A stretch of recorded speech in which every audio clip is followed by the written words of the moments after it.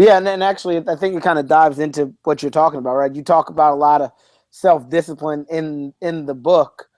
Um, what have you seen from reps with that, like in terms of challenges they have with self-discipline and how you help them or how you recommend kind of overcoming some of that stuff?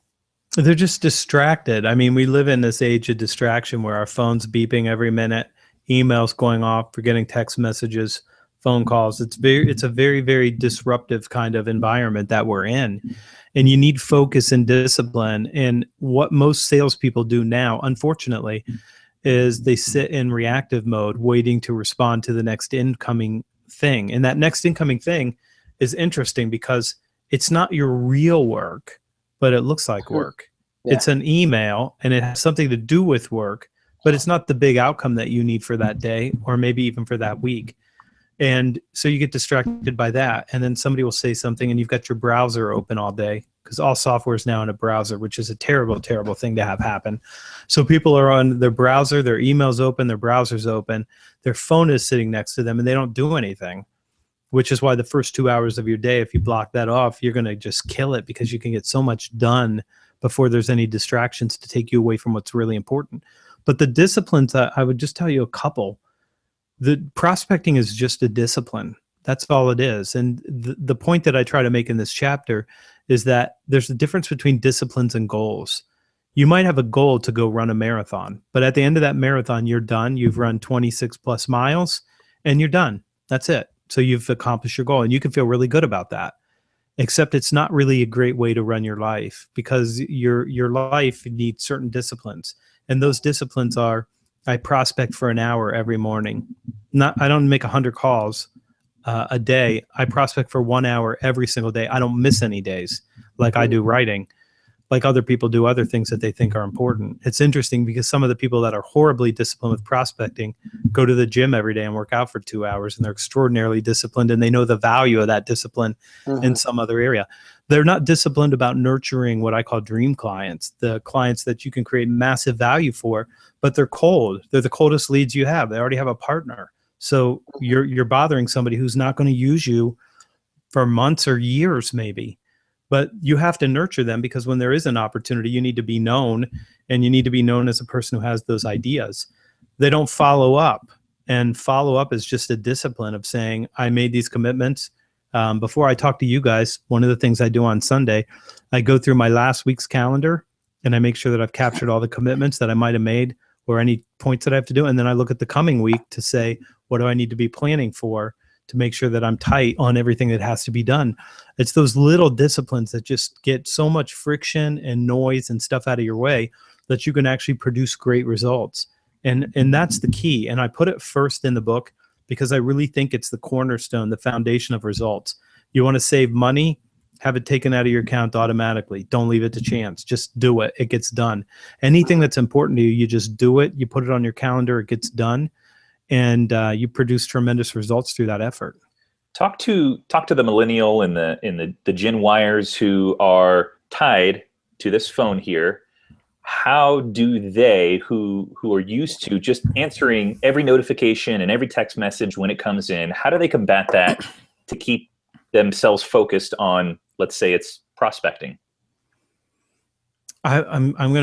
This is harsh for the millennials because you grew up with a different toolkit. So what I would tell you is that if you want something in your life, whatever that might be, it's not going to be found on that phone. There's no notification.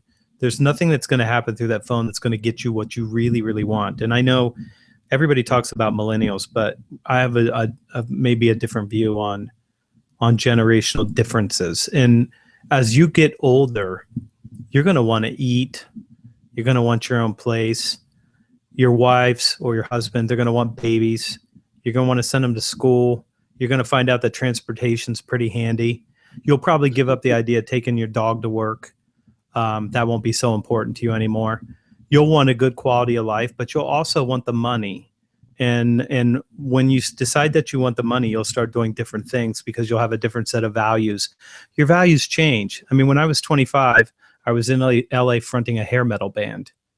And that's what I was doing at 25. I was a different 25-year-old too. So I know what happens to you as you grow older and you mature, you change, and you're going to want stuff that's not on that phone. So here's what my best advice would be. I would start with the discipline of saying, I'm setting my phone down for 30 minutes. I'm turning it off for 30 minutes at a time, or put it on do not disturb. So I've got an iPhone, and on do not disturb, only the people on my favorites list could get through, which is my wife and my kids and a few family members. That's it. Those are the only people who could get through. So just put it on do not disturb and do it for a half hour, just 1/2 hour of total focus, and immerse yourself in whatever you're doing and just really give yourself over to the work, and then start trying to stretch it out to an hour at a time. I can go 4 hours at a time without having a phone near me, and I can go 6 or 8 hours without having email open at all. And the world has not stopped turning even without me checking my email. It's off right now. I have no emails. I have no distractions because I want to be fully present with you guys. That's cool. I think I find myself, especially with the tasks that I don't get particularly excited about, I find myself getting more distracted. So I think that there's some good advice there with trying to remove some of those obstacles as much as possible, turning the phone off, closing out the email, doing those tasks, those least favorite but most important high priority tasks when I'm most focused, which is, you're right, in the morning time, first thing when I sit down at my desk.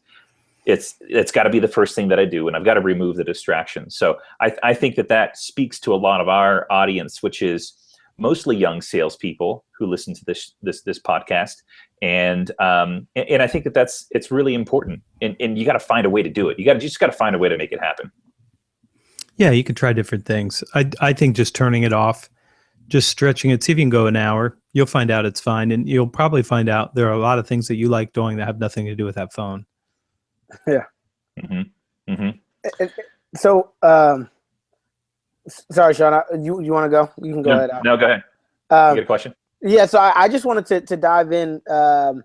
You mentioned, like, at 25, you were a completely different person than you are now. I was listening to another show, and something significant happened with you when you were around that age. It really changed you and had you reading all the books that you have behind you today. Can you talk to us a little bit about, like, how you got to where you are today, got that discipline that you have, and started reading so many more books and kind of diving more into the sales and everything like this? Well, I started reading books really young, not sales books, Okay. But I got in a lot of trouble as a kid, and I would get punished, and I would get sent to my room, and that was like no punishment at all, because I had the Lord of the Rings trilogy in 7th grade when I got in trouble. So I started with The Hobbit, and I read the entire Lord of the Rings in 7th grade. That was like my whole year just reading those. And then after that, in 8th grade, I got in pretty good trouble, and I read all the Conan the Barbarians and a bunch of Sherlock Holmes. I mean, so for me, it was like anytime I was stuck in a room, I was not stuck in that room because I was off with Hobbits and, Conan and all kinds of other things. So I always read. I like reading, still like reading. When I was 25, I had a grand mal seizure, and I had what was called an arterial venous malformation, or a group of arteries and veins that grew into a big knot on the back front right part of my temporal lobe, so the front part of your neocortex. And I had to, at first they said it was cancer, but I knew it, I had a hunch that it wasn't, but I asked them to run another test, and they did, and they found this thing, and basically it had to be removed. So I came back to Columbus and started talking to my family about what I was going to do. And it turns out the best guy in the world to remove your arterial venous malformation was in Cincinnati. It was a Dr. John Tu.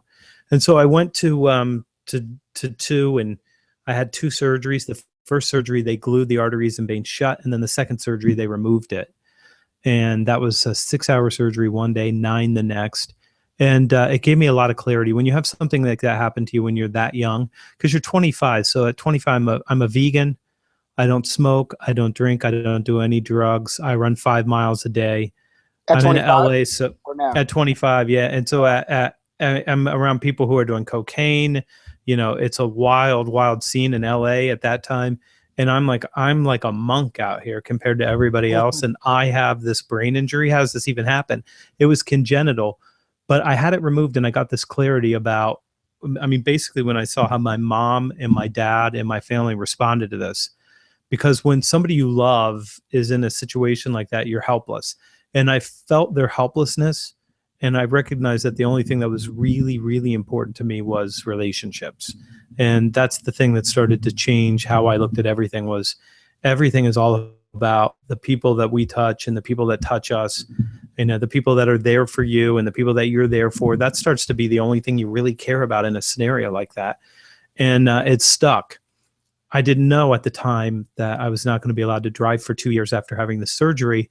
Nobody told me that until after the surgery. So all my stuff was still in LA, and I wasn't allowed to live there because you can't not drive in LA. It's not that kind of a city. So I ended up going back with my brother, and we drove back across the country with all my stuff. I went back to work in staffing, and went back into the family business just as a rep.